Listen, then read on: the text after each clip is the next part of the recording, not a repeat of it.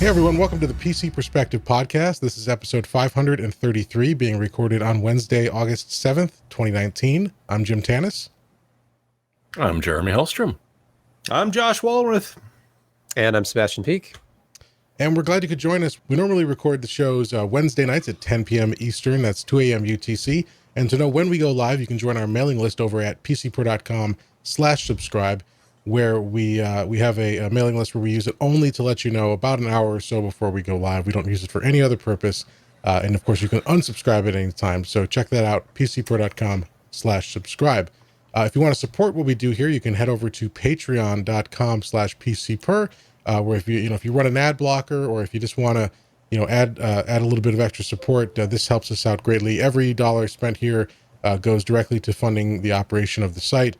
So we really appreciate that. And of course, we do our thing where if you become a new patron during the show or increase your pledge during the show, change the name field at Patreon to whatever you want, basically, and I will read out whatever you put in that field, or your name if you just want to use your name too. So be sure to check that out over there. And of course, you can head to joshtech.com, which is our merchandise store over at Teespring, where you can get a t-shirt, a mug, a poster.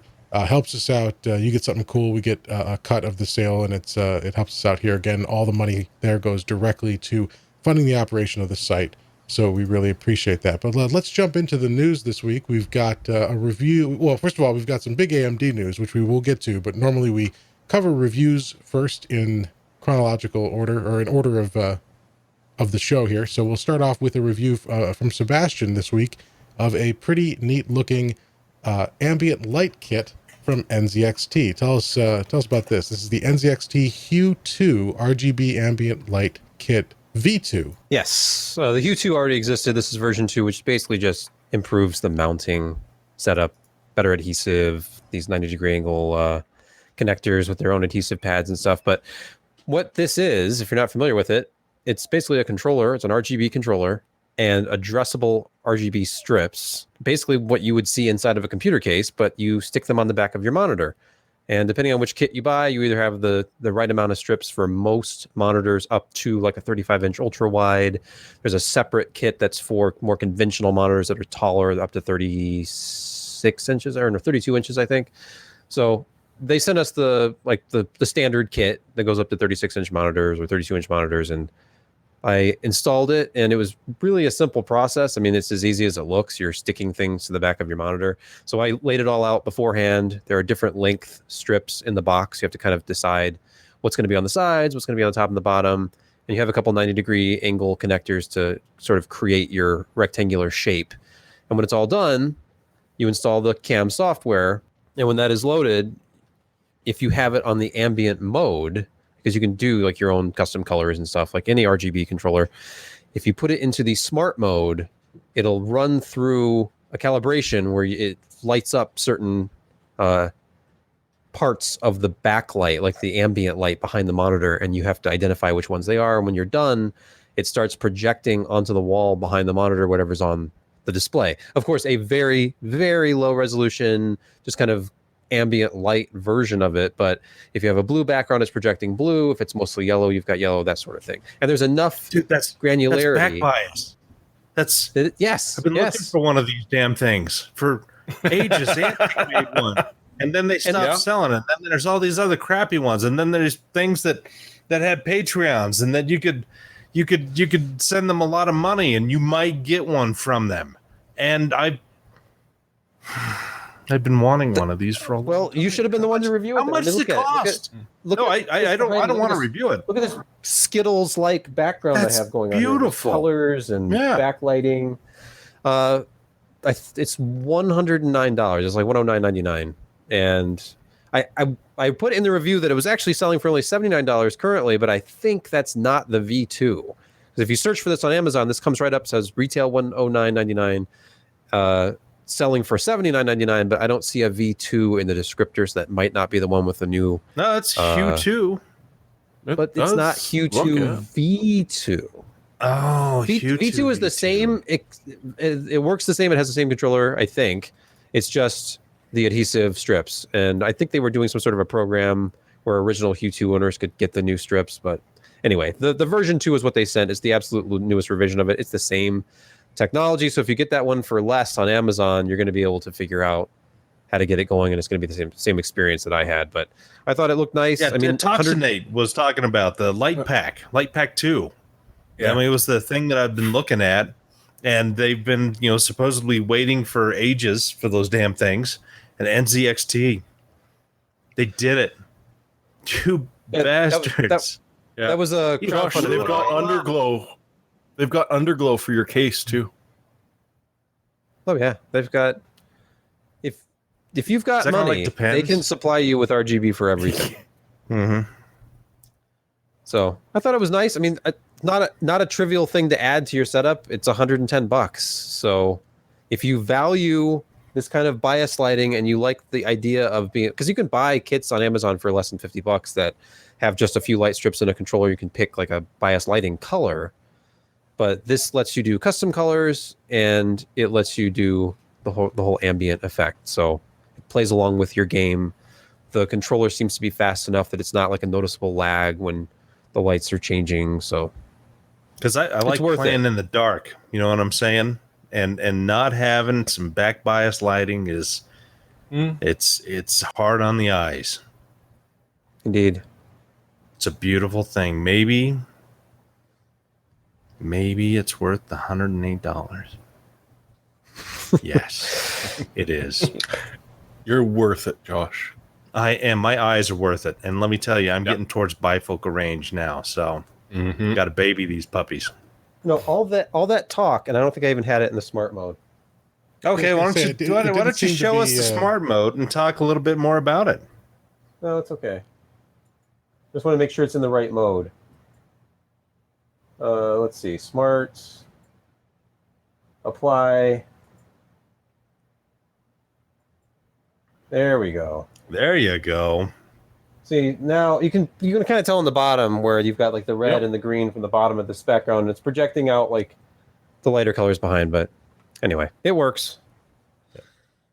Possibly one of the most useless segments for our audio audiences, but okay, yes, for our audio listeners, I was just pressing buttons on a software program that enabled a ambient lighting feature, so you got a very faint effect if you're watching the video, like, oh, that kind of looks like the green on the screen is projecting green behind the screen, but mostly off of the desk, because the podcast host has inadequate lighting and a subpar camera setup. So that's all you missed. That's all right. It's pretty. Thank you for our synesthesia part of the podcast. Absolutely. All right, so that's the NZXT. I gotta reload the page here so I can get the right product name. NZXT V2. Yeah, V2. Got to make sure you get that V2, not just the Q2, the V2 as well. All right. Q2 D2.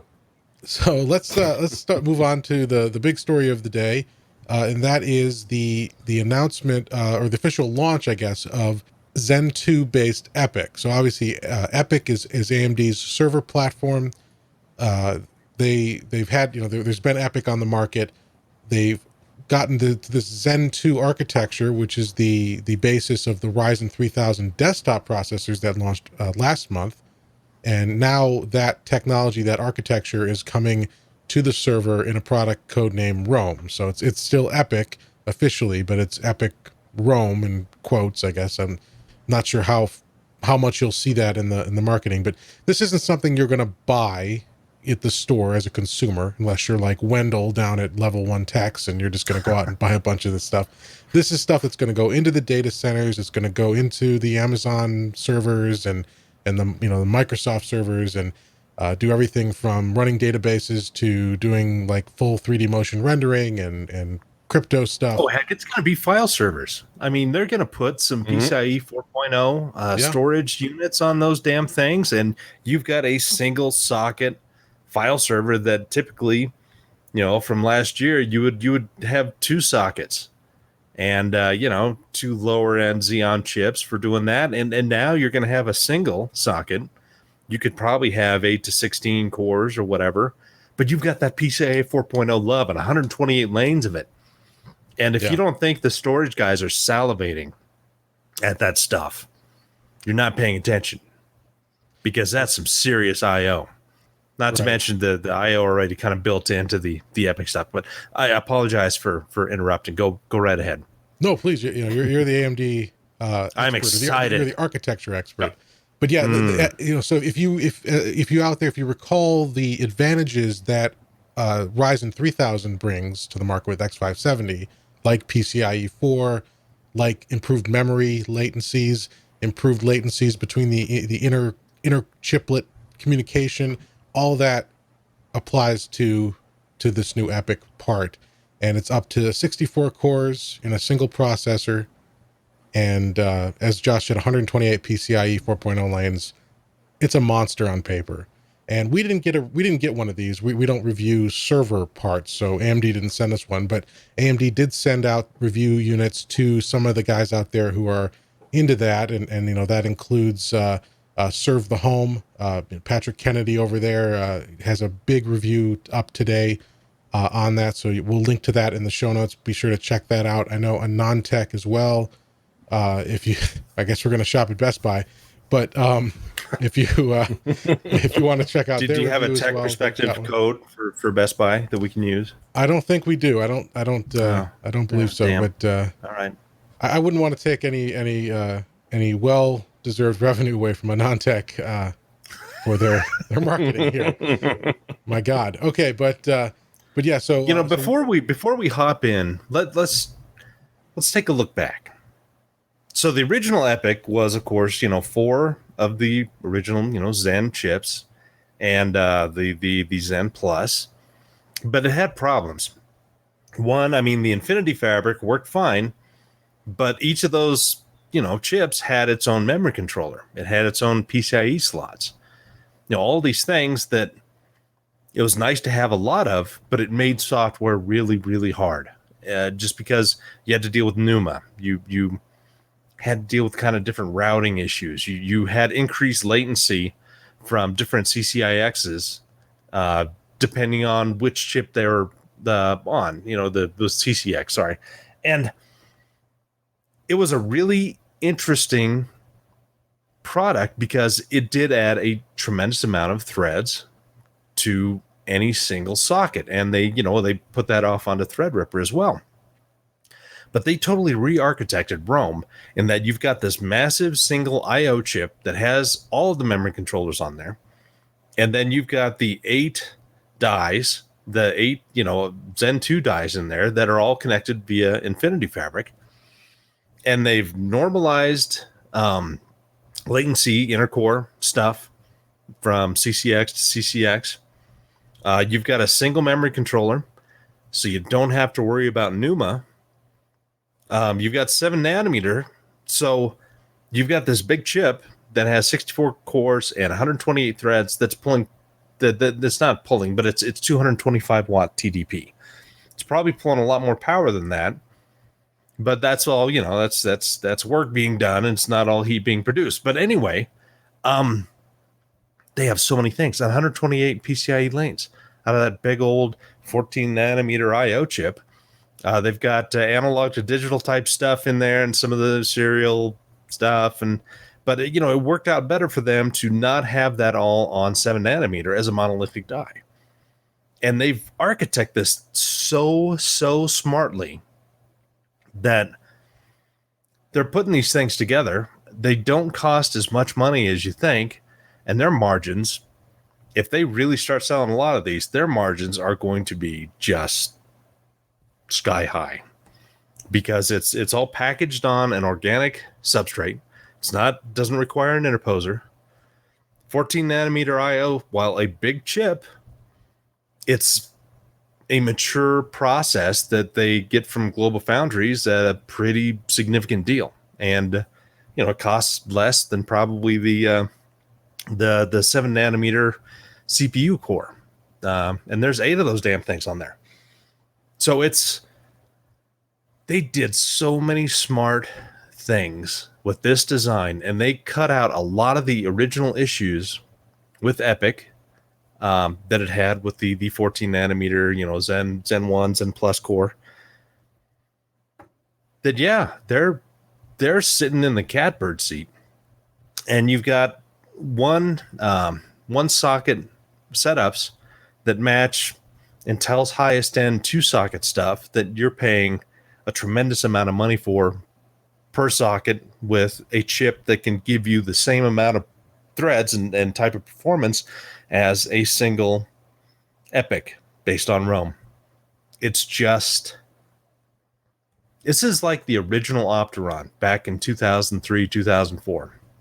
When they released that, it had so much better performance than anything Intel had. It had so much better power consumption than what the Xeons at the time had. I mean, it was a home run for AMD, and they're reproducing this because they've got a process advantage, they've got a more scalable architecture, and Intel is still relying on these monolithic dies, or having kind of 2 dies in there that are more akin to the previous EPYC, but without, of course, having an infinity fabric putting it all together. Instead, they've kind of got an interesting networking solution that I just don't know enough about from Intel's side. But in terms of performance and the amount of threads you get and the power consumption and cooling you required, it just is. It looks like it is beating the pants off of Intel's latest and greatest that cost a tremendous amount more. And Jim knows more about the platinum stuff than I do, so he can probably talk about the 128 thread EPYC versus that. Yeah, and real quick though, I do want to point out, Serve the Home has a great chart on power consumption, because from my perspective, again, not as a server expert, but when I was briefed on Cascade Lake earlier this year, that Cascade Lake being Intel's latest server platform, and looking at what was coming up with EPYC, my impression was, well, because AMD has always been, more, well, not always, but in recent years, AMD has been more power hungry in certain respects, and maybe it was a better value at certain price points, but the power was higher. But look at this chart that Serve the Home has. Let's see if I can make it bigger. Here we go.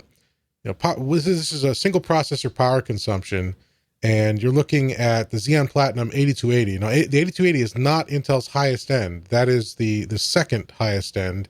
The 9200 Platinum is their top end. And this is the power consumption for idle and max for a single 8280. And you look at the 7742, the EPYC 7742, which is their 64-core version, and significantly lower. I mean, that is real money to server deployments right there.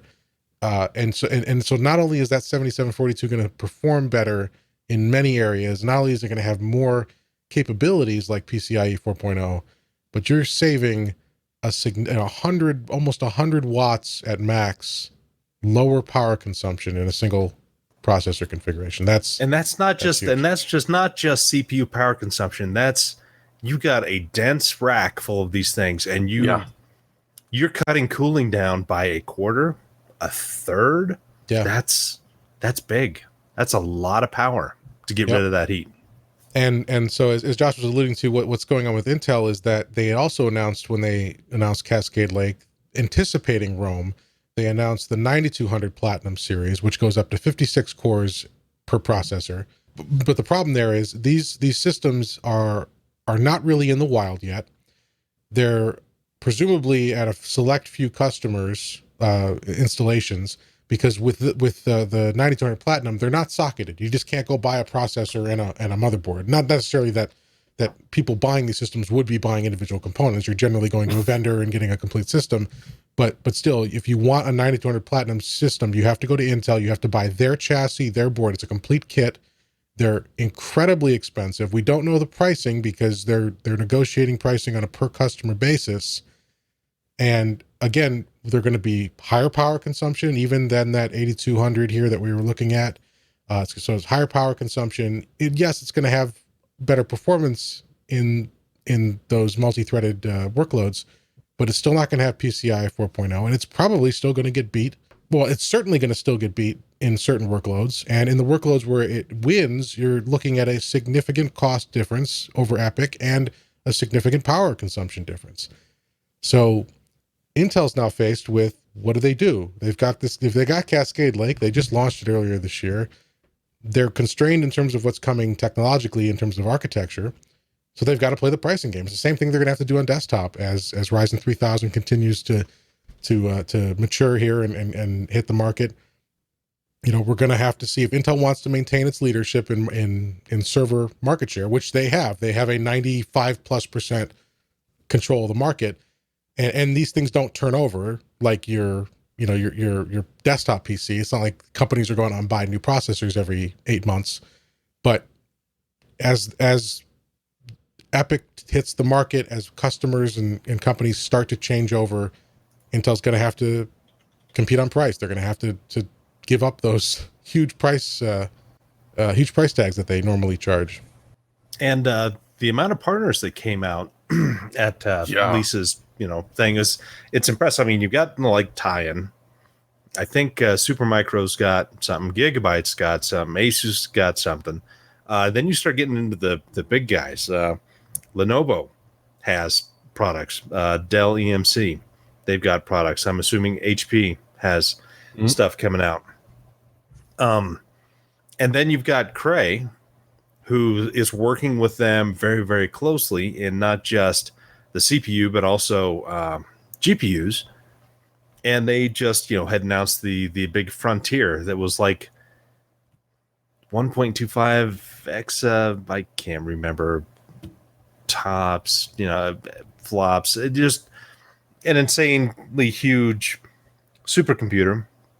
That's all, based on Rome. And then they've got several other smaller ones. One that they're doing for the Air Force that is going to do weather surveys and forecasting. And then they've got, I think they had University of Indiana that had like a single rack that still has a significant amount of power, and especially for a university which doesn't have the type of budget that the Department of Defense and the Department of Energy has. But they're going to be powering some of the biggest and probably most affordable supercomputers that we have yet seen. And again, it's a combination of really smart design. It's having access to a good 7 nanometer process technology that Intel is not using. Yeah, Intel's got 10 nanometers coming down, but right now it's all mobile parts, and those are going to be coming in November, December, and we don't know anything about server and desktop.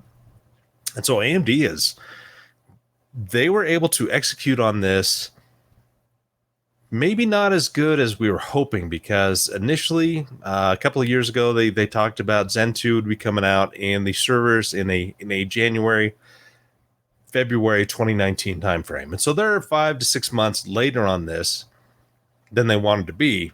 But Intel has continued to stumble with 10 nanometer.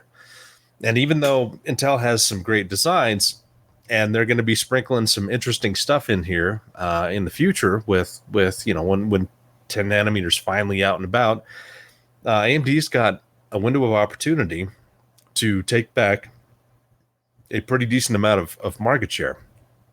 And then when you also talk to like Google, they already have in production Rome-based machines in their data centers, and they're going to be offering their cloud services based on these Rome parts later this year, later in 2019.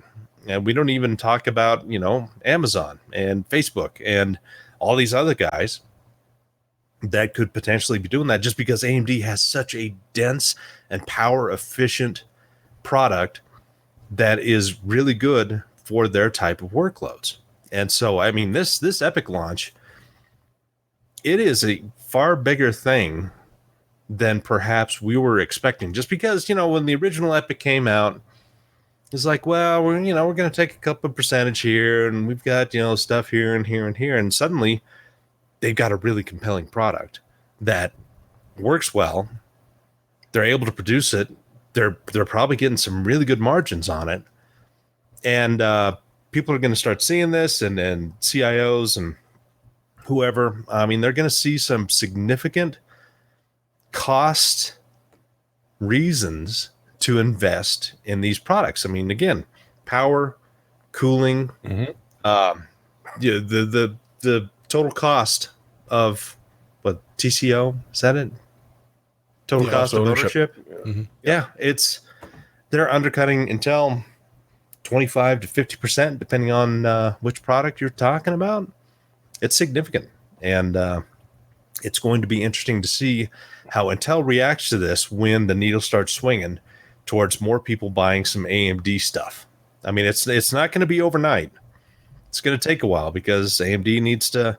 I mean, they had VMware up there, and when VMware was like, "Yeah, we're spending significant resources to get this running as well as we can," and adding a lot of extra features because, hey, you've including them in there, and so yeah, that's the dedicated security processor in each one of these damn things, and all this other stuff. I mean, Rome is really they're knocking this one out of the park from what I've seen so far. And with what Beyond the Home or At the Home or who's that group? Serve the Home. Serve the Home and AnandTech have done. I mean, they've shown that there are some serious advantages in terms of just the processing power and the amount of threads that you have and the efficiency of this as compared to. And if you want to get really scared, Phoronix has already done theirs as well. So you can see what it does on Linux, which is friggin' impressive. Yeah. What do you guys think? I mean, I've been talking nonstop for the last 20 minutes, and my throat's dry. Well, I think you made a good point too about the partners that AMD had announced out of the gate, because that is important. Because first gen EPYC was no slouch. It had a lot of price to performance benefits and advantages over Intel's offerings at the time.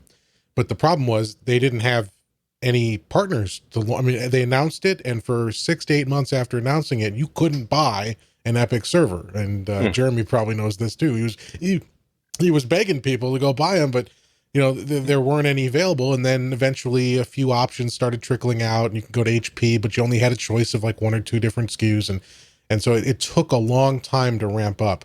And so coming out of the gate here, now they have to prove it. I mean, AMD is in prove it mode. They have to ship these in volume. They have to work with their partners. They have to get it out there, and they have to fight a huge battle because Intel is so entrenched in market share. And also, as good as EPYC does look for so many different types of workloads, there are still workloads where Intel still wins. Again, when you get to those workloads, you then have to weigh the price to performance and all that kind of stuff. But there are workloads, and there are specialized workloads, things like DL Boost, which gets overlooked. I think Intel's pushing it hard both in server and in desktop, but it is important. If you have a workload that can take advantage of those machine learning accelerated processes, the Intel processors can destroy both their predecessors and their competition. The problem is there are very few things right now that actually can do that. So, this is time for AMD to prove it. They've got to, make good on all these promises, but so far it's looking very, very good. Yeah, and the amount of L3 cache that each one of these damn things have it's impressive. It's 32 gigs per CCX. So 32 times 8. That's 256 megs of L3 cache? That's ludicrous. It's awesome, but it's ludicrous. And then when you factor in that they've essentially doubled floating point performance and added AVX 256, I think. Yeah. There are going to be some workloads that they're going to see a tremendous uptick in performance just because you got huge amounts of cache. You can preload that with stuff if you got really good programming, and then you've got amazing floating point capabilities that sure, Intel has AVX 512, but again, it's how many actual workloads will utilize that. There's very few right now. So yeah, it's just a tremendous amount of really good ideas put together at the right time, at the right node. And AMD should be making some money. I mean, they're pretty. We'll talk about their financials here shortly. But in terms of EPYC, I mean, kind of the sky's the limit until Intel can get their 10 nanometer to work effectively on really large dies with good performance and clock speeds. And so far, we haven't seen any of that yet. I mean, I just don't know enough about 10 nanometer other than it works with Icy Lake. But I always... There are so many lakes. So many lakes. Ice Lake. Ice Lake. Icy Lake. I don't want to pile on Intel, but it is important to reiterate too. I mean, 10 nanometer is not here yet. We are still waiting for 10. We had the announcement. There has been 10 nanometer parts in the wild. Okay, mobile. There was one mobile part that was that shipped in like literally 10 units. It was a very, very, very limited release last year. But 10 nanometer for the mainstream, for the broad adoption, is still not here. We are still waiting. I mean, it's been laid out. They've made their case. There's some good stuff about it, but those systems aren't shipping till quote holiday. So we're still waiting to see when are those going to hit the market? What's the availability going to be like? We've heard rumors and reports that it's not good. So maybe that's the reason for the delay. So maybe by the time they do hit the market, they'll have fixed those supply issues. But just as much as AMD has to prove it by getting all this stuff into the market and making good on this, Intel's got to prove it on their end too, that they can continue to ship where they have. Yeah, I don't think that they're going to have an issue in providing product by the end of this year. Okay. But yeah, I mean, they're going to have issues providing product right now, which is why they're not doing it. Yeah. And Intel is not like, the one thing that AMD does, and they don't really have a choice, is as soon as they just can't store and hang on to product until they can release it out to where they can fill the channel instantly and then get good throughput and movement. They essentially have to, they stockpile a little bit, but then they release it out, and then we have, some days and weeks worth of not being able to purchase these products, like the R9 3900X. And then, they drop more on the market. But Intel is like they have some, I mean, they still have 80 to 85% of the entire CPU market.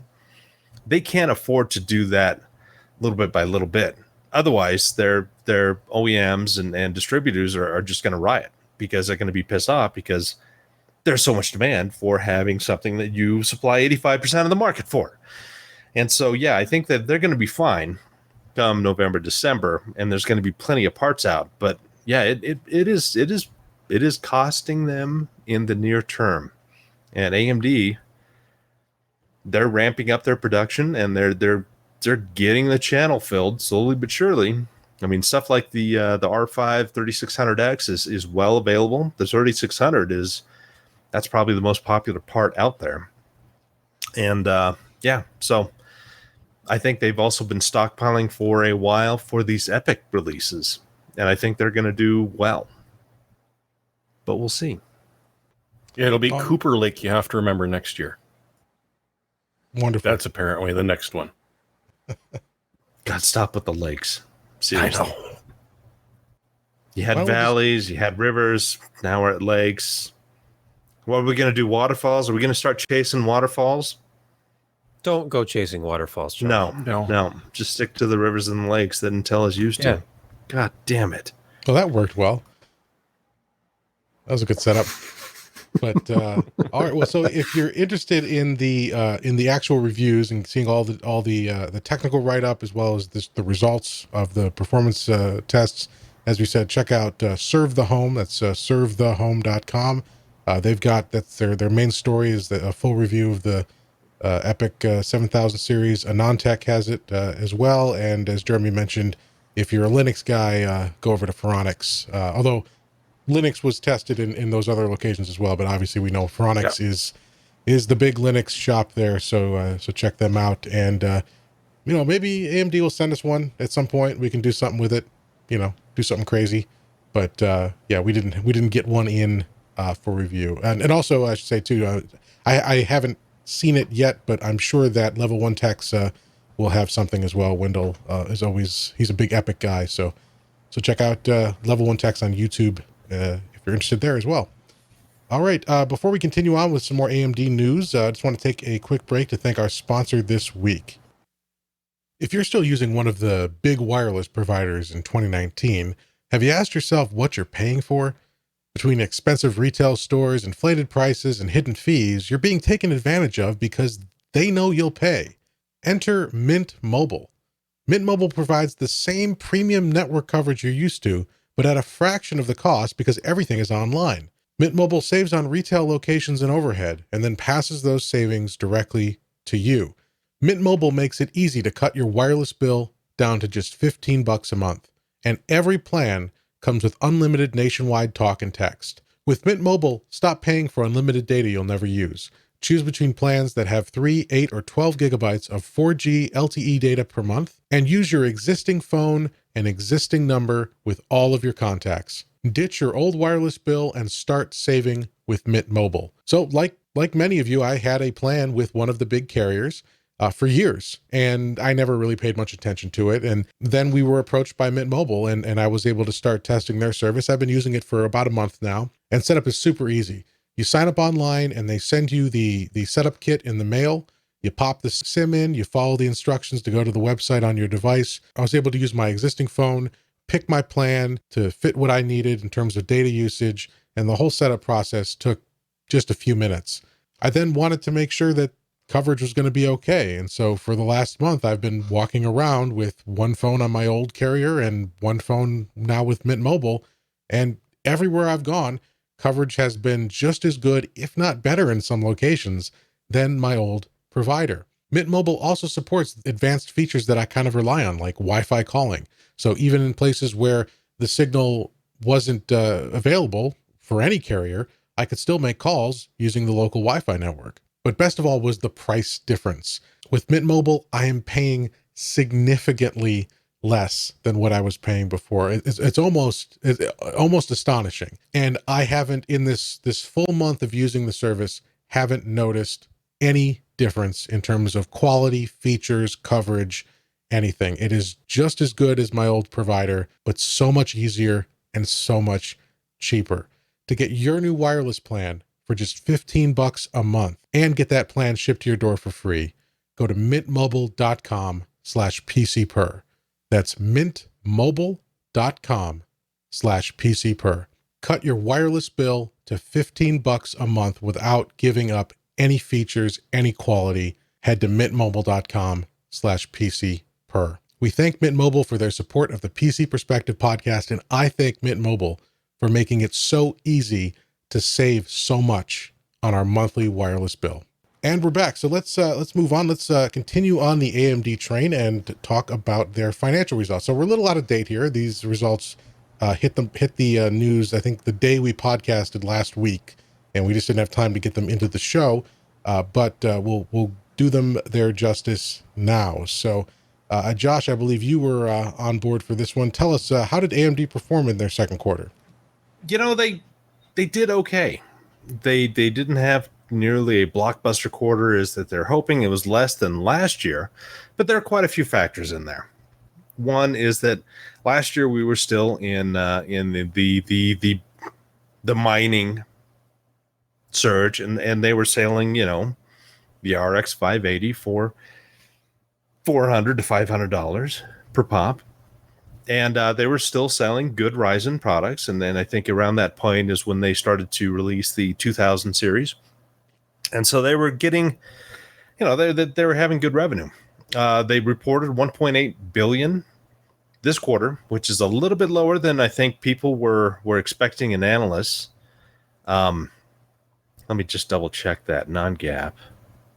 Are you on the right quarter? Q2? I guess so. I swore it was 1.8. Why is it 1.53? I think I'm in the right quarter. Second quarter. Yeah, no, I was wrong. I'm thinking a quarter ahead with the 1.8. But no, they made 1.53 billion. They had a net income of 35 million, so they're making a profit. Their margins are still hanging out at 41%, which is Not great, but it's better than what they had. Than like 2 years ago, their margins were at like 32%, 33%. And I mean, they were shipping a lot of die and not making a tremendous amount of money. I mean, those FX products were, yeah, let's not go back into that. But 1.53 billion is a solid result for them for a second quarter. And they're expecting 1.8 billion coming this next quarter. Now, you would think that with the 3000 series and EPYC launches that they would be higher, but AMD is still struggling to get any kind of momentum and movement, and they're improving, but it's a process. And I think that things will start speeding up next year for them. But yeah, they've had to deal with the loss of the cryptocurrency that hit the GPU portion pretty heavily. They're trying to get into the mobile market, and so they offered a lot of chips last quarter at a pretty low price, and so that didn't help out. I mean, they kept the margins the same, and improved their bottom line, but it didn't improve it nearly as much as probably analysts and people were hoping. However, they're still staying alive. 3000 and EPYC series, they only started shipping at the very, very end of that quarter, and so they had a very minimal impact on revenues at that time. We're going to see a lot better revenues. Like again, I said, they expected 1.8 million plus or minus 50 million, 1.8 billion, sorry, plus or minus 50 million. And, they have a new GPU. They have potentially a larger GPU that they're working on. We don't know the timeline of that, but now they've got all these 7 nanometer parts, and the Ryzen 3000 series is far more compatible, seemingly, with memory types. And even though we have a little bit of a disaster with the X570 boards, that they're getting firmware updates all the time, and the chips don't always run right, and it's kind of an AMD launch when it comes to that. The CPUs themselves are very, very good. Having PCIe 4.0 at least 6 to 8 months before Intel is a massive thing. They worked with Phison to get their PCIe 4.0 controller, out in a very short amount of time. I guess they threw something like 15 million at Phison to get them to develop and release this chip in as timely a manner as possible. And that really just shows OEMs and users the potential of this architecture, because I think the Phison E18, I know they had a E19, and I don't know if that's more of a budget oriented, but I think that I read something about the E18 is promising something like 7 gigabyte per second of reads when matched with an appropriate type NAND. And that's awesome. I mean, you're suddenly pushing the very limits of PCIe 4.0, and Intel doesn't even have a PCIe 4.0 solution yet. So if you're a heavy duty IO guy that needs that bandwidth, right now your only option is AMD. So I don't know if anybody had read things about AMD's quarter that I may have missed, but it wasn't a breakout quarter, but it was a solid quarter, and it builds a good foundation for what they've got coming up. And I don't think they're going to have a huge year this year, because I mean they've got to just overcome so much of what Intel has barricaded in terms of servers and partnerships and software. But they're chipping away, and I think they may reach 2 billion in Q4 if things go well, and especially because that's when they're going to start seeing money coming in for development of new consoles for 2020. And so that's another area where they're expecting some serious money throughout 2020, because you've got both Microsoft and Sony that will be refreshing their consoles with 7 nanometer parts based on Zen 2 and Navi technology. So yeah, they're doing okay. Now they just need a good mobile part to dethrone Intel in portables. How's that 3400G? It's not mobile. I know. And it's not even Zen 2. Well, it's a Zen Plus, and so it's not exciting. Zen Plus and Vega 11, I think. Yeah. Yeah. I would be excited about it. Like Zen 2, Navi, APU. That would be awesome. Oh yeah. Basically a taste of the consoles to come, but we'll get that next year, I'm sure. Probably February, March. I'm okay with that. Which is pretty close. It's it's. Don't remind me, Josh. CES is so close that you can taste it. You can taste the glitter on your tongue. Yeah. It tastes like pain. Yeah. I just realized I forgot to book hotel rooms. Yeah. Don't worry, they're still available. They just get way more expensive. Well, or we end up staying like at that dump we stayed at last year. You know, it was quaint. It was off the strip. Yeah, quote, off the strip is just code word for you can buy drugs in the lobby. But it wasn't that bad. I mean, we had a fairly clean room. There was a smell that was on my clothes. Yeah. Good couple washings. but hey, all right. Well, let's I guess. Do I not have to talk anymore because I've talked a lot? Yeah. Well, does anyone else have any final thoughts on AMD's financials? No. Okay, so Josh said it all. How many times can you say that? And not even very well. Well, we take what we can get. But sticking with the starving AMD, man will eat gruel. Sure. Especially when it's a week late. Yeah. But sticking with AMD's AMD news, this happened, I think it was yesterday. A little bit of a disturbance on Twitter where a couple outlets, I think the one I saw first was WCCF Tech, announced a story that they had heard rumors that Dr. Lisa Su, AMD's CEO, who has been a very, very important figure in this whole turnaround, both in desktop and server and GPU, that she was leaving or considering a role beyond AMD, preparing a successor, I think was the title they used. And of course, that's huge news because she is, there are some executives in the tech world who aren't that crucial. Not that they're not important, but they're not, they're not the center of a company's strategy and turnaround. And that does not apply here. I think Lisa Su has been absolutely instrumental in this culture shift and in this technological shift at AMD. She's incredibly well spoken. She's a pleasure to listen to at events. So her leaving AMD would be huge news. And she immediately, let's see if I can pull the tweet up here. So this was the story that WCCF Tech tweeted yesterday.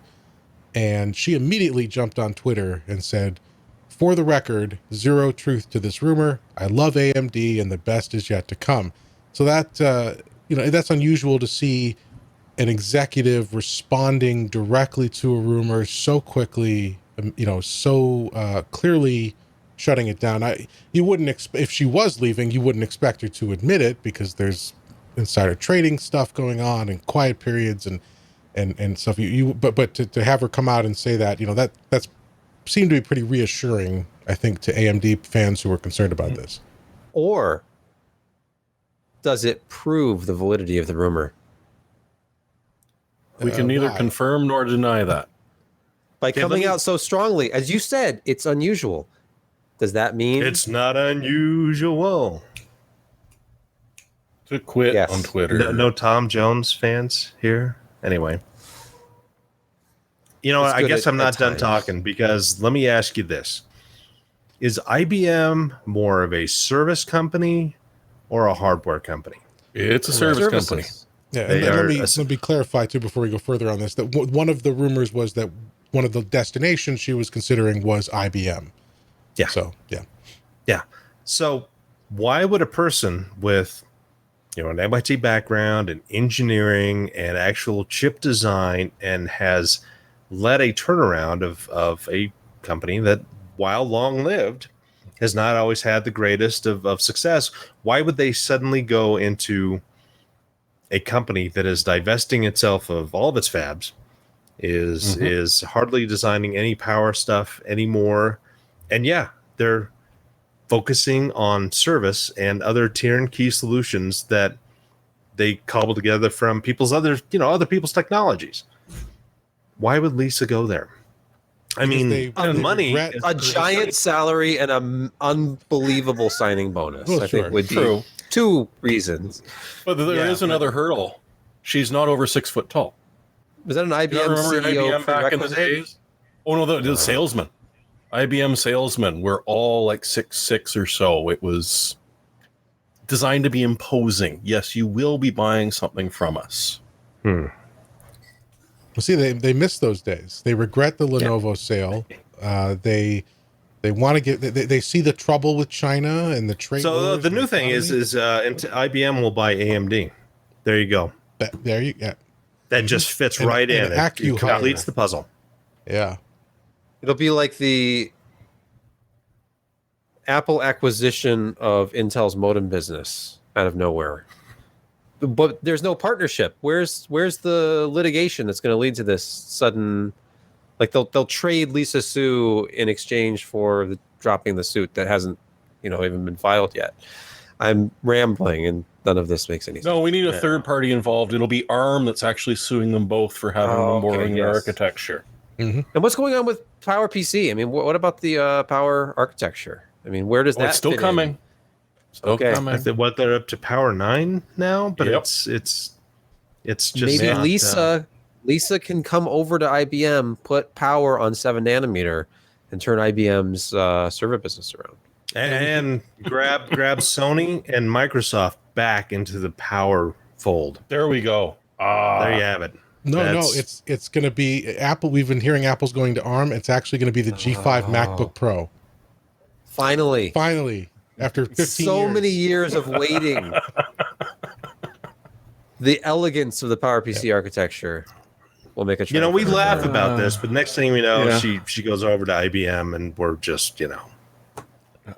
Well, I do wonder now that she has stated this if she could even do that without significant SEC implications. But so I think we're if you are happy that Lisa Su is at AMD, I think there's reason to be comforted with these rumors. I don't think anything that's happened has added to their validity. So no, I don't. So I don't think she's that's going good. anywhere soon. Maybe her review is coming up, and this is just a ploy to get a bigger raise. See, now I did this kind of stuff at my last job all the time. You know, it was a rumor Sebastian's going to quit, and then my He's 2% gonna go raise run becomes Kodak. 2.5%. Yeah, you just destroyed your negotiating power here, Sebastian. Thank you. Appreciate it's it. okay. I quit that job a long time ago, and I'm sure they won't take me back at this point. I meant your negotiating power with me. Oh, well, I mean, I'm just speaking hypothetically, Jim, about a retail career that it's a distant May or chapter may of my not go life, back to. which I may have to go back to. Yeah. All right. Well, let's continue on with the news. Let's jump off of AMD for a minute here, and let's talk about NVIDIA. So there's if you have an NVIDIA card, whether it's a GeForce or a Quadro, you better check that your drivers are up to date. NVIDIA issued a security bulletin recently warning that there's a security vulnerability in the drivers. I believe the GeForce driver is 431.60. So if you're running anything older than that, make sure you get over and update that to make sure that you're patched. And that So, thing's only 2 weeks old. Yeah, So it's it's a very recent, very new. Yeah, released July 23rd, 431.60. So Or if you've got the studio version, it's 431.70. that's And right. if you're running some of the fancy newer cards, well, be very careful for a week or two, because they haven't quite ironed out those patches yet. And just a thank you to Mere PPC in our Discord, who reminded me this is for Windows. This is a Windows one. Oh, yes, true. Hey, you know what? There's a 431.68 beta. Is there? Yes, because when you exit a 3D application, your mouse cursor is jacked. And so my computer would go into a 3D screensaver, and I'd come out and like my cursor was in two halves this far apart, and I didn't know which one to click. And it was, but yeah, updated to that one and it fixed it. Oh, good. Am I alone in top finding of it that. adorable that Josh still uses a 3D screensaver in 2019? No, You know, most what? people in the LCD era don't even use screensavers anymore. Like, it's just the screen just turns off after like 10 minutes. Yeah, no, I don't like that. I miss 3D screensavers. They make me happy Okay. on the inside. tubes. Well, that's And I don't care that I'm, tube? pulling 300 watts from the wall. Exactly. Your computer A uses 3D more power screensaver. when the screensaver kicks in than when you're actually using it. Yeah, but the toasters must fly. they That's true. must. Actually, In although that was a 3D. 2D screensaver technically. Yes. So They should release VR a Christmas. big Do you remember box. VR Man? No. VR Xmas. Man. Huh. VR Yep. Xmas. It was great screensavers. He had an aquarium. That was, yeah. And then ATI would do screensavers, and NVIDIA had one as well. And all those days are past us because people are worried about energy efficiency in the environment. Why would you want to do that? I Who bought wants to the breathe? Plus You can have a pack. 3D screensaver. Well, The Plus pack for Windows XP included 3D screensavers that blew my mind back in 2001. yeah, and with all these OLED screens starting to hit notebooks and soon, desktop displays, you're going to need screensavers and pixel orbiters and all Yeah. kinds of stuff to end up with. They'll come back. Yeah, because you can't have that image retention. But all right, so as we said, check your NVIDIA drivers. Make sure you're running at least 431.6 if you're on Windows. It's a Windows-related vulnerability. So Yes. check that out. Moving on, we've got another story. This is from ASUS. They've got their ASUS ZenFone 6, which they had announced quite a while ago. Yeah. They announced it, I think it was end of last year, and then it was announced earlier at the very start of this year, and then they had a preview at Computex, and then I got to see a couple demo units in New York. They had a little event back in April, and now they're here. The Asus ZenFone 6 is here, starting at $499 unlocked. Tell us about this, Sebastian. Well, that pricing, I mean, obviously there are phones that are cheaper and there are phones that are a lot more expensive. This is right in the middle. However, if you look at specs, this is right up there with flagship phones from like Samsung. And in fact, it may have the most impressive overall camera of any phone you can buy right now, because you're dealing with the primary sensor is a 48 megapixel Sony sensor. It's the IMX 586. And there is no front facing camera on this. So you have no hump. There's no, protrusion, no holes, no anything. But there is a mechanism that flips the entire camera around. There have been videos like MKBHD and others on YouTube have been showing this off since I think May is when all the hands-on stuff went online. But it works well. It seems durable enough that it could last, and it's certainly impressive because you then get the best front-facing camera in the business. It's the highest rated front-facing camera in the history of DxO Mark, of course, because it's really a rear-facing camera, but it got a 98 out of 100 from them. Just a tremendously good quality camera. But the rest of the specs too, it's a Snapdragon 855. The base model has 6 gigs of memory. There is an 8 gigabyte option. Of course, that camera sensor, it's a 6.4 inch display. It's only 1080. It's FHD plus. So like the taller 1080 aspect, and it's not OLED. So if you look at the specs, this is $1,000 phone if it was like QHD plus, AMOLED, and sold by Samsung. But they actually just announced some phones today, one of which is only FHD plus, the new Note 10. If you don't get the plus, you're on the same screen resolution as this Asus ZenFone 6. So this is only $499 for an unlocked phone with these kind of specs. It's pretty amazing when you consider the base iPhone 10 is $1,000, and you're in the $900 range, I think, for the lowest cost Samsung Galaxy, if I'm not mistaken, the Galaxy S10. So it's a nice alternative. I am very curious about the longevity of that camera, the flip-up camera mechanism, but we will see. Yeah, the cameras, it's neat. They've got a drop sensor, so if the camera is in an extended position and you drop it, it very quickly snaps shut. And I got to see that demoed, and it seemed to work well. And another cool thing with the camera is it will, if you're in panorama mode, you can, without having to move the phone, the camera will move and capture. It tracks. Yeah, well, subject, so it can do panoramic up and down without having to move the phone, or it can do tracking on a subject so that it's automatically moving as the identified subject moves. So some neat functionality built into software to take advantage of that hardware. But all right, yeah. So that's the ASUS ZenFone 6. Oh, I'm sorry. Go ahead. Hey, Jeremy. Did you know anything about ESPN the Ocho today?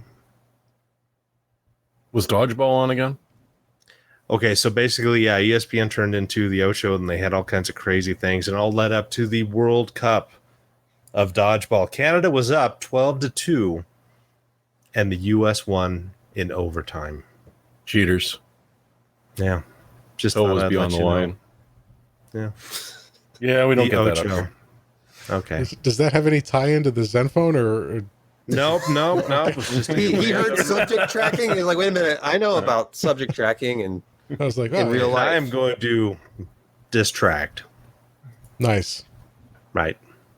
Well, check YouTube for the highlights of the real life Ocho. You can dodge a phone, you can dodge a ball. Yeah. Yep. Well, the best part is they had a bunch of interns that they put lube on, and they had to climb stairs. Ugh. And so I obviously I thought of Ken. Yeah. Yep, I knew this was coming. Yeah. Oh dear.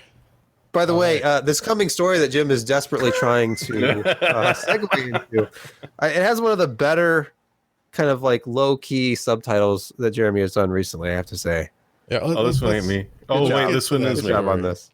This is a new monitor. Well, it's a monitor that has been teased by ASUS. It's the ASUS ROG G-Sync ultra wide, and it's finally available.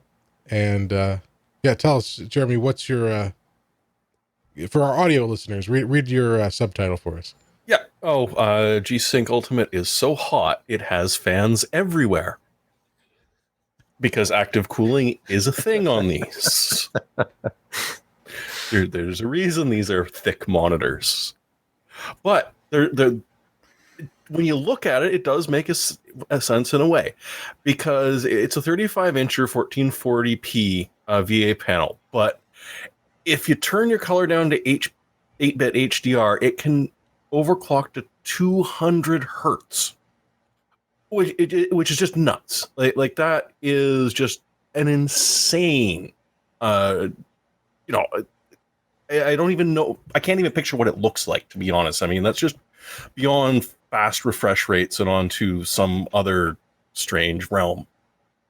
If you are a color purist and you want the proper 10-bit HDR, then you have to drop down to 144 hertz, which is pretty much par for the course for an adaptive sync monitor. And at the same time, you're getting full HDR, 1000 nits peak, so it's not crap HDR or pretend HDR. You've got full-on beautiful HDR color. It's going to cost you between $2,500 to $3,000. It's a hell of a monitor, but you are going to pay more than you did for your computer. Well, unless you bought like a 2080 Ti, in which case it might come close. A TechSpot spent a whole bunch of time with it, screwing around. Okay, well, what happens if we go back to SDR versus HDR, which is very difficult to display on an SDR monitor, but they give it a good shot and try and compare.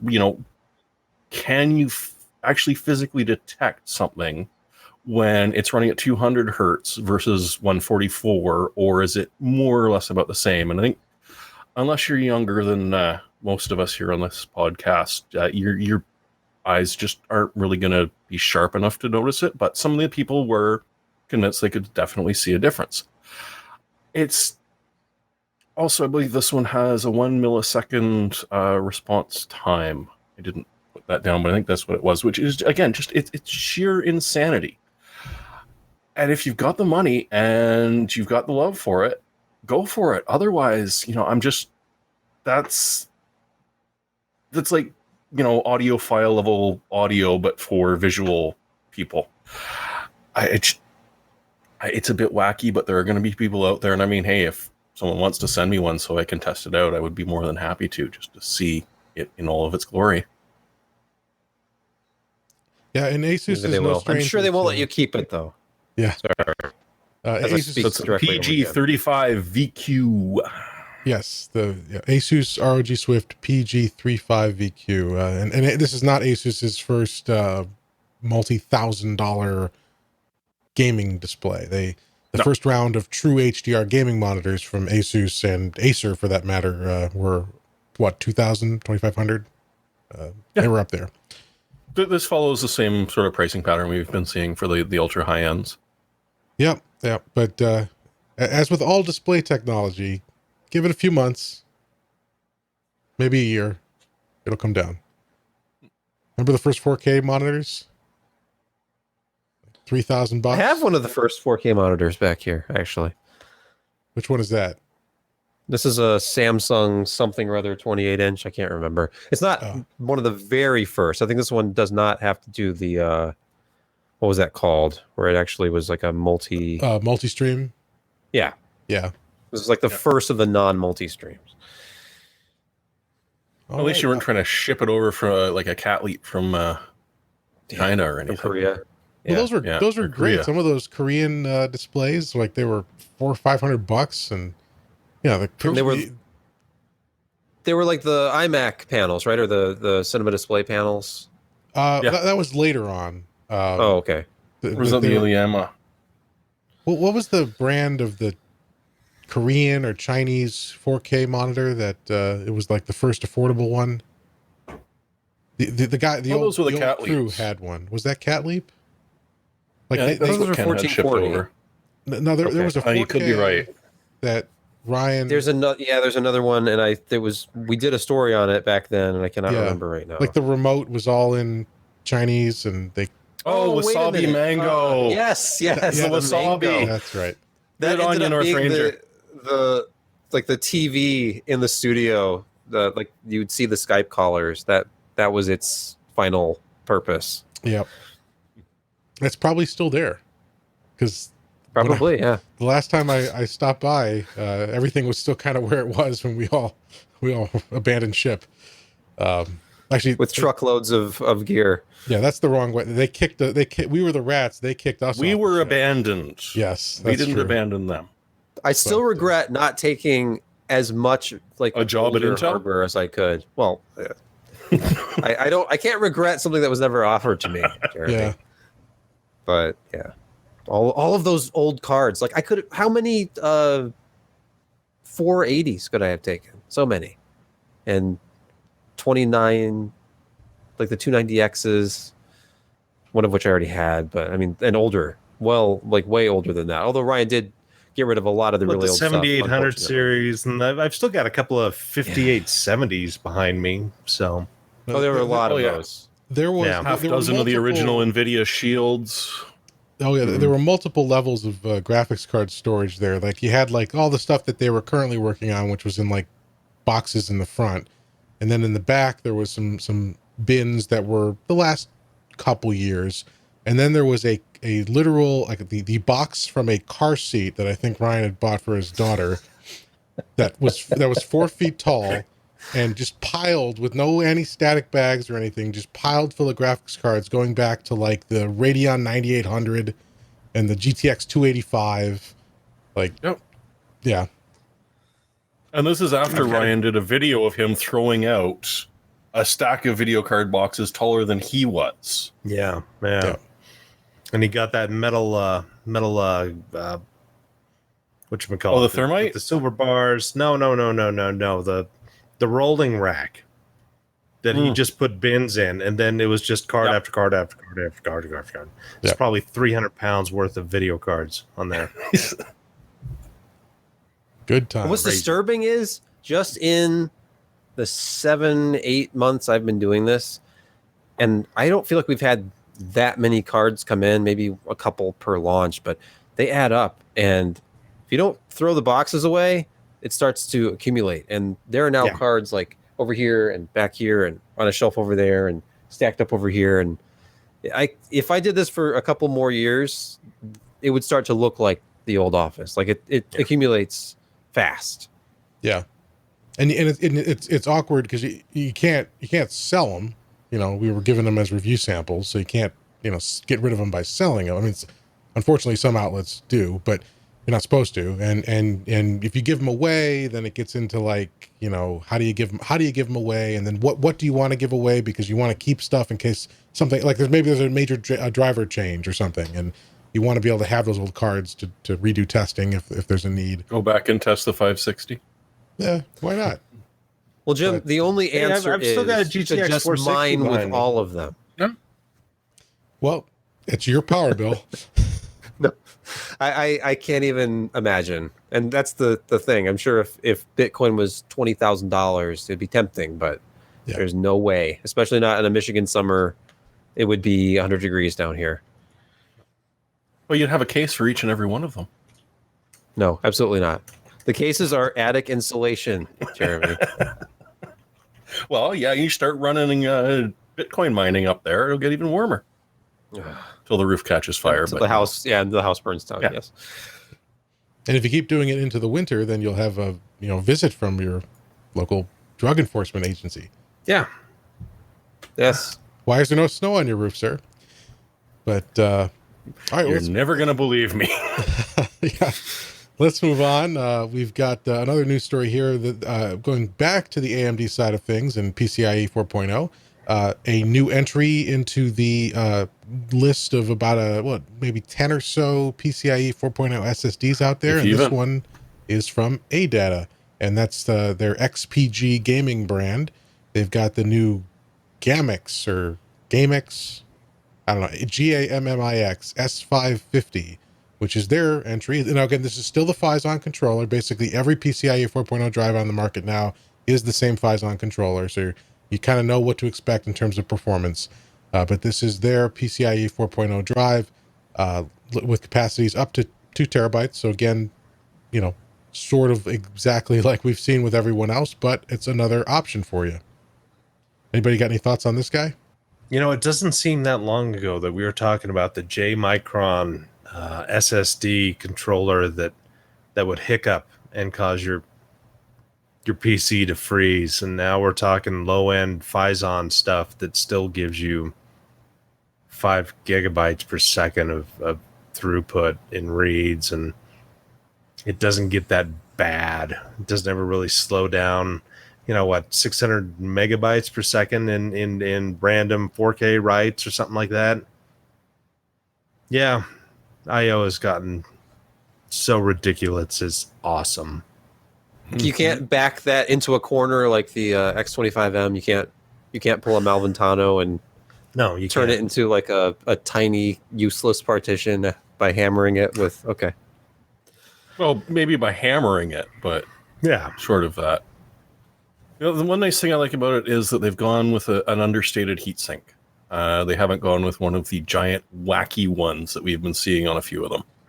Yeah, and the necessity of those bigger heat sinks is questionable based on your case. Like I know, like you got to keep your flash warm. Well, sure. The Gigabyte and Corsair ones, the heat sinks removable, I think, on a lot of them, and then the Sabrent one ships without the heat sink as an option. Mm-hmm. So just depending, if your motherboard has an integrated heat sink, that's a good option. And then depending on your airflow in your case and other components, you may not need to go with those. Okay, so let me tell you this. I got the MSI gaming M7 X470, and right now with the current BIOS, it actually runs a PCIe 4.0, and so I installed that Sovereign on there. And I had an Intel SSD, the 660p 2 terabyte in there, and I'd feel the heatsink that would cover the chipset and the SSDs, and it was always cool to the touch. And so I threw that Sabrent in there, And I started hammering on it with benchmarks, and I was like, I'll see what this heatsink's doing. It's like, all right, that's a significant difference in this big chunk of metal and the amount of heat that's coming out of it. It is no joke. It's a 15-watt TDP that you're looking at from that Phison chip. And it's no joke. You need to keep that damn thing cool. And it will heat up your NAND chips nicely with that heat sink and with your chipset cooler. And it'll probably heat up your chipset a little bit as well, because those things usually are 7 to 8 watts of TDP, except if it's the X570. Yeah, because if you're doing this on X570, that little integrated heat spreader and the chipset cooler, it'll keep it all cool. It'll just get really, really loud. This is true. Yeah. Well, yeah, there's no question that the PCIe 4 drives are power hungry and hot. But as someone once told me, never cool your flash chips.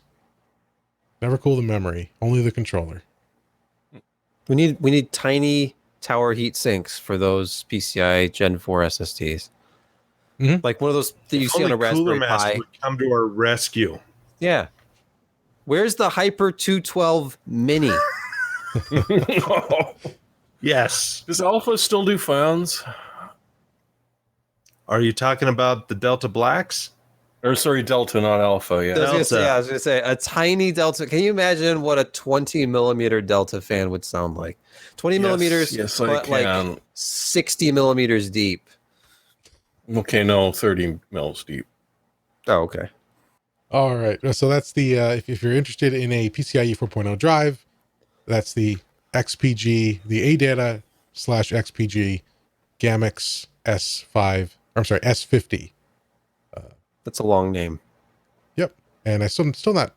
Are they going for game in the GAMMIX? Is it GAMMIX? What's their It's probably GAMMIX, right? Because wasn't that like a Link villain? Oh, I don't know. Well, whatever. GAMMIX. Let's move on. So the next story is some more security vulnerabilities that were announced, although patched, which is good. It was patched. So that there's the SWAPGS Spectre flaw for Intel processors, which was announced. It was made public yesterday, I believe, right? Yeah. And because they finally finished the Linux patch. Right. So that was the thing, was that it was made public. As with a lot of security research, the Windows team was already notified. They patched Windows last month, and the reason it went public yesterday was because that was when Linux finally got the patching in place there as well. And Phoronix did some testing, right, Jeremy? What did they find? Yep, 1% performance degradation, if even. Yeah. I think the most they saw approached about 2%. In many tasks, it was absolutely nothing, which is also good because that's what this vulnerability kind of amounts to. It's so ridiculous the steps you have to go through to be able to make use of this that, there's 50, 60 other vulnerabilities so much easier to do that we haven't patched yet that a person would go for. But on the other hand, hey, it's nice that they can't do this one. Yeah, I think there were a couple tests where it got to about 5% difference, but not huge overall. Right. Although, I mean, I think as is the continuing saga here with Intel, is it death by 1,000 cuts or whatever the. Well, that's the thing. I mean, it's another percent on top of, as you said earlier, about 40 to 45, 50%, depending on your workload when you do all of the mitigations at once. Yeah, 5% for ping socket, because that's, important.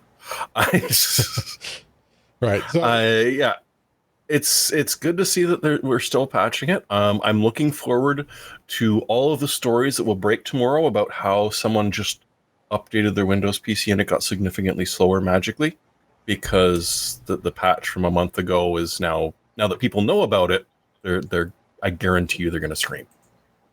Right. I did not see any spikes in, wow, suddenly my CPU has gone kind of a little bit crappy last month with the security rollouts and the patches. And I miss the knowledge base articles that used to come with the patches and OSs before Windows 10 that I could read and figure out what they were doing. But that's just me. Right. Yeah. So we'll see what the reaction is here. But it looks like at least the mitigations in Windows and Linux for this one were minimal, thankfully. And now we wait for the next one and see what happens there. But all right, let's finish as up. it ever was. Yeah, let's finish up the news. We've got a final story here. This is an interesting new ASRock X570 board.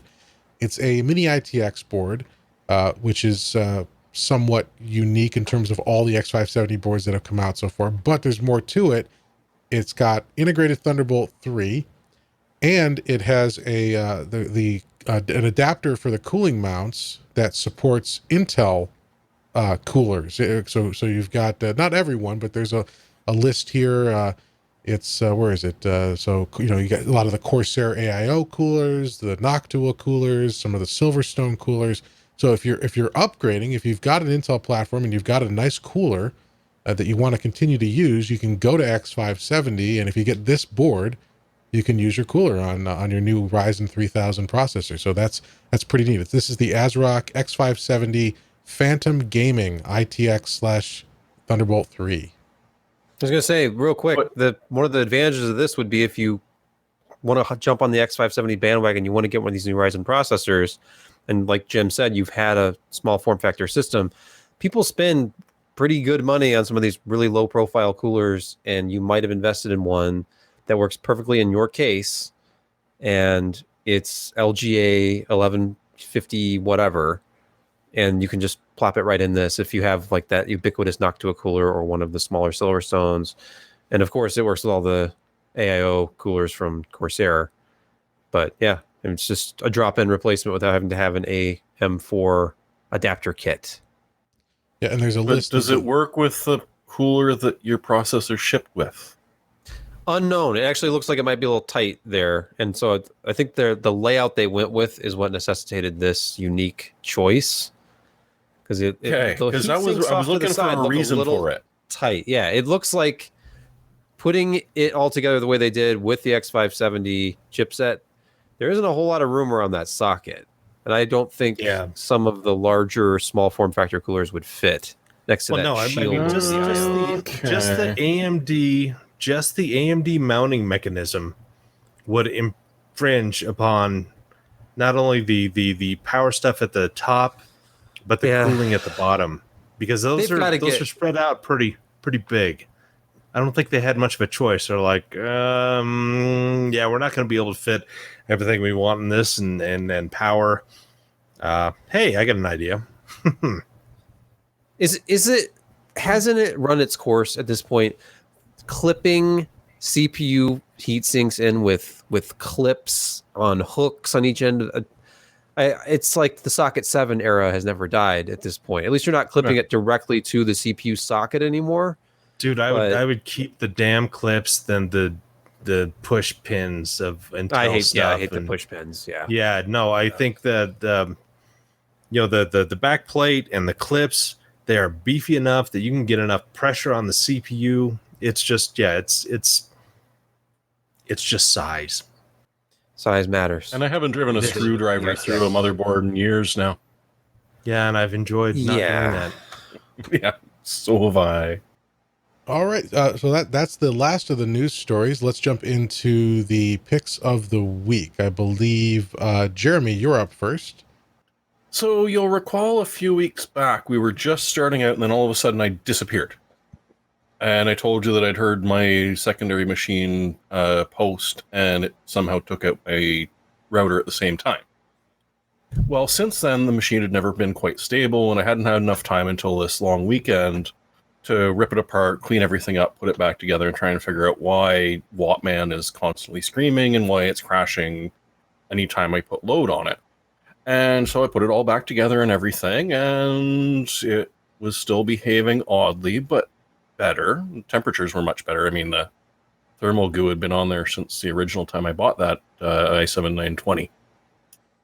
And so I'm trying to figure out what it is. So I've got it open, and I'm just looking to see if there's any shorts, and I sort of push the main ATX power cable out of the way, and boop, it reboots.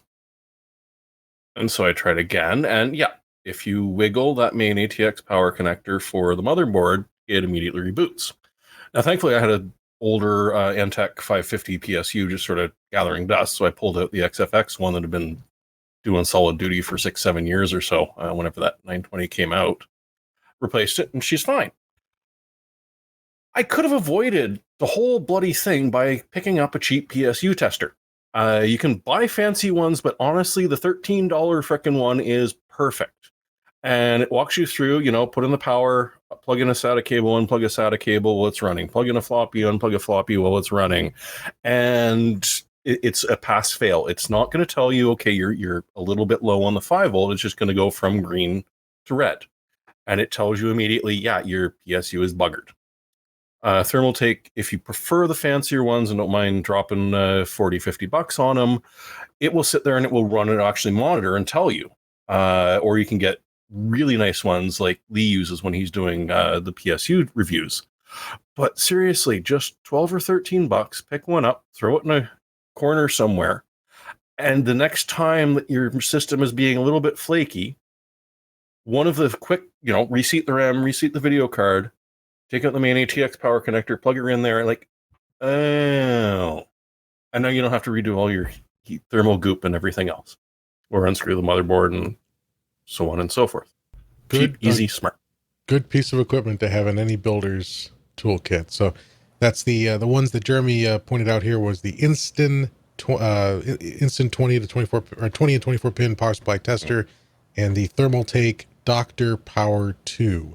And we'll have, as with all of our picks, always we'll have links in the show notes to these picks, or the YouTube description if you're watching that way. All right, Josh, what have you got for us? All right, so you know what? If I got 2 picks, you can look in the PC First staff Discord for one of them. But for the time being, we can show if you've got computers and dogs, get one of these damn things, because Dog Shed and the Furminator, which is one of the greatest product names out there, it takes care of a lot of the undercoat and other shedding issues. So yeah, it's not terribly expensive. It's not cheap, but you're going to have it for many, many, many years, and it may save some computer components throughout your lifetime because they're not absolutely stuffed with dog hair. Mm-hmm. The other one is Newegg just put this up. It's the EPYC 7702 64 core 3.35 gigahertz Mac Boost PCIe 4.0 256 megs of L3 cache for only $6,500. And look at that, only 200 watts. Only 200 watt TDP. I thought it was for 225. all of those cores. All of the cores. All the cores. I wonder when they're going to be actually available. But it's interesting that they put up the page already. Yep. And on Newegg. Mm-hmm. Huh. So I guess I should correct myself. When we started talking about EPYC, I said these are not the ones you're going to go out and buy. But maybe you will. Well, it's the same thing we said about the Look, it's a box processor core Intel thing, the $3,000 Xeon, and then right away it was on Newegg, and then it was available for sale for $3,200. So yeah, it's not. I mean, you Newegg apparently buy, likes to do that. A 5-year-old Honda Civic or a processor. Yeah, or pay for healthcare bills. But yeah, and I will say too that just default on those. Can't anymore. The Furminator, good for cats as well as hairy Lebanese men. Oh, so good to know. Good to know, because the hairballs. Yeah. Oh, that reminds me of an internet search history I ran into today that I didn't want to know about.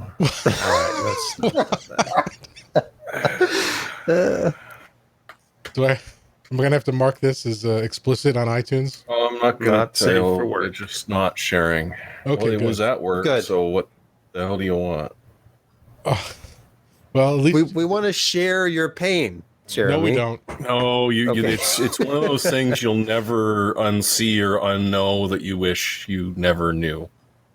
Okay. Sebastian, What's your pick, Sebastian? You've convinced me. So in the last 20 years on the internet, when web stores have opened up that use numbers instead of words, like the number 4 instead of the word 4, it's usually sketchy. But there is a website called accessories for, that's the number 4, less.com that is legitimate. They've been around for a long time. And I have bought numerous things from them over the last decade. And what they are basically is the place where you go to buy the official refurbished stuff from like the Denons and Marantz and Yamaha and Boston Acoustics and CAF. I had no idea Boston brands. Acoustics was still around. Yeah. I mean, they outsource. Weren't they bought by production like everybody else. Creative? I'm not sure. Thought they were. Anyway. The pick I have is right now they're doing a deal. They have sales and deals all the time. A lot of times it's refurbished. This is a new item, so probably Boston Acoustics has finally discontinued the venerable A26, which is a very substantial bookshelf speaker. It's a two-way bookshelf speaker. It's magnetically shielded, which doesn't really matter as much anymore, but it was always meant to be a speaker you could put in your living room next to the TV, or put it next to your computer monitor, or just build a standalone 2-channel stereo system with it. And it's that versatile. It's probably the most versatile bookshelf speaker I've ever owned. And I've bought and sold A26 speakers several times in the last 10 years. And it's now to the point where per speaker, $129, brand new 5-year warranty. Accessories Less they're an authorized dealer for all these brands, but they do these sales like the one that's going on right now, which is buy one, get one half off. So if you actually put the 2 speakers in your cart, it's less than $200 for both speakers, which was the resale price of one. And that's a great intro into hi-fi. If you're looking at, maybe you have an old receiver from a family member or something, or you found one at a Goodwill and you want to drive some easy to drive, very good sounding speakers, these would be a great way to go. And they would grow with you. You could get a better receiver down the road and they would sound better. So this paired with like a Yamaha integrated amp sound phenomenal. And they have way more bass than you would expect from a bookshelf speaker that stands a little over a foot tall. So the A26 Boston Acoustics speakers at Accessories for Less. All right, a good recommendation on a good speaker and a recommendation Not the other on Boston good website. Not the other Boston guys, because then your speaker will start running around the apartment and looking like a scary dog. What's this? It's the robotics guys. Yeah. Yeah. Oh. You know, with the really scary robots that open doors and pounce on you and jump. What's the name of that firm? Boston something? Is it Boston Robotics? This thought it is sounded completely more over my head. ominous than that? Cambridge? Yeah, Boston Dynamics. Boston sorry. Dynamics. Boston Dynamics. Oh, okay. Yes. Okay. With the agile Cambridge anthropomorphic Analytics. robot. Yeah. There's a series of YouTube videos where a gentleman does voiceovers personifying the robots, which is funny. As they're beating him with hockey sticks to stop him from opening the door. Yeah. Damn it, Kevin, stop hitting me. Good. So Anyway. why did the AIs turn on us anyways? Exactly. I don't This is know. how you get Skynet. But my pick is a little unusual, and I'm going to chalk it up to the fact that I've had time to think recently and time to think about morose things. And I don't know. I got into a frame of mind where I stumbled across this YouTube channel and I was captivated. And they don't have a lot of subscribers, and I think they do an excellent job. And it's called Vacuum Wars. And it's literally a channel where they just compare and review vacuum cleaners. Well, vacuum cleaners and related accessories, things like Roombas and carpet, like wet carpet cleaners, and air filters. There's a couple videos where they do some air filter testing. And I'm not in the market for a vacuum cleaner. I don't know what it was, but the videos, they're short and they're to the point. They get away from this trend on YouTube where just some idiot like I am right now just rambles on and smash that like button, subscribe every 5 seconds. And they get to the point, they show the comparison, and it's just entertaining to me. And I thought, again, this is probably just because my head's not been right recently, but It's the medication talking, yeah. Jim, Maybe. I was just discussing how I don't want to know about people's fetishes and what they do on the internet. well, it didn't go that far yet, but hey, there's time. But check it out if you're interested. I mean, I think it's a hoot. I think the videos are well done, to the point. They're interesting. You're kind of like, ooh, I wonder if that one's going to win the competition. And yeah. And, Oh, you are you? Yes, I am. So you're saying my Samsung is not going to do it? Well, I don't know. It depends on the category. But like they've got all the different robotic vacuums. What's that? The reddest vacuum? The reddest vacuum, yeah. It's a very, very bright red. Very popular color in the world of food appliances, I guess. Maybe. I don't know. But no, it is. All I'm saying is just do the videos are super short. Go check this channel out. Watch one video. See how he does, like the guy formats the video. It's just entertaining and to the point. And are you saying we should emulate this? I think 2-minute video card reviews, straight to the point. Is this one better or this one better? Right, exactly. Right. I think that there's the videos. There's something to learn about presentation from this. It's not going to hit the metrics, and it's not going to, because YouTube, I guess there's. Oh, then who cares? Well, it's about, we don't get any ad revenue anyway from YouTube, but the point is, like, there's bigger channels that game the system. It has to be a certain length. It has to have certain keywords. This guy doesn't play those games. He just gets to the point, and yeah, check it out. Vacuum Wars. And I really need to reevaluate my life. But all right, well, that's all the topics we had for this week. Anybody else got anything they want to say before we head out here? I'm spent. You know, for a slow week on the website, we sure did talk a lot. Well, some of the stories were pretty big, including the ones we didn't even have a chance to cover because we didn't get sampled Epic Rome.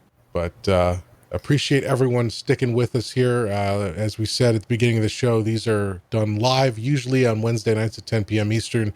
Head over to pcpro.com/subscribe to get on our mailing list so that you don't miss a live show. I better check. I didn't check the whole show to see if we got any Patreons. Real quick, let me just check that. We did. We got one. I apologize here. Let's see. Igor A. Palchik.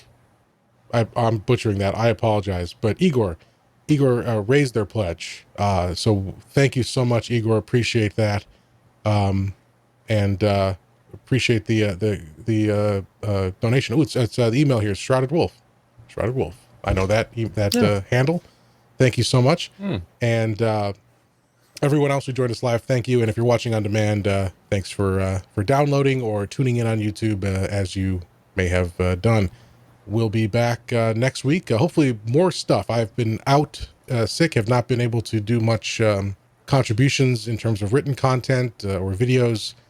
So I'm back and getting better. And I appreciate everyone who's expressed concern. Thank you so much for that. And hopefully I'll have more to add to the site in the coming weeks as well. So we'll see you all next week. Everyone have a great week and take care.